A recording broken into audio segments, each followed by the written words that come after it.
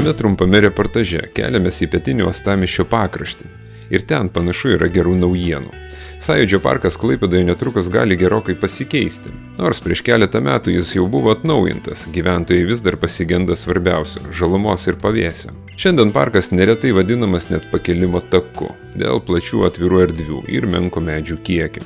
Dalis anksčiau pasodintų medžių neprigijo, o pati erdvė išliko gana tuščia ir mažai apsaugota nuo vėjo. Tačiau dabar situacija turėtų keistis iš esmės. Klaipėdos savivaldybė pradeda rengti naują, maždaug 12 hektarų teritorijos apželdinimo schemą. Specialistai turės ne tik suplanuoti daugiau medžių, bet ir spręsti pagrindinę problemą – netinkamas augimo sąlygas. Numatoma, kad nauji želdiniai suteiks daugiau pavėsio, sumažins vėją ir padės aiškiau atskirti skirtingas parko zonas. Taip pat planuojamos papildomas erdvės gyventojams, nuo renginių vietų iki šunų vedžiojimo aikštelių.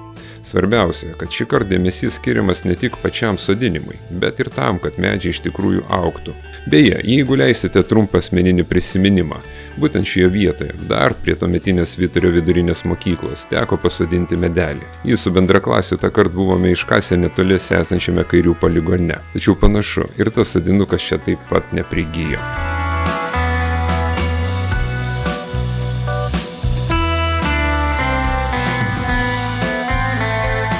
Jei planai bus įgyvendinti per artimiausius metus, Sąjūdžio parkas gali tapti ne tik aktyvaus laisvalaikio vieta, bet ir tikrų žaliuoju traukos centru pietinėje Klaipėdos dalyje.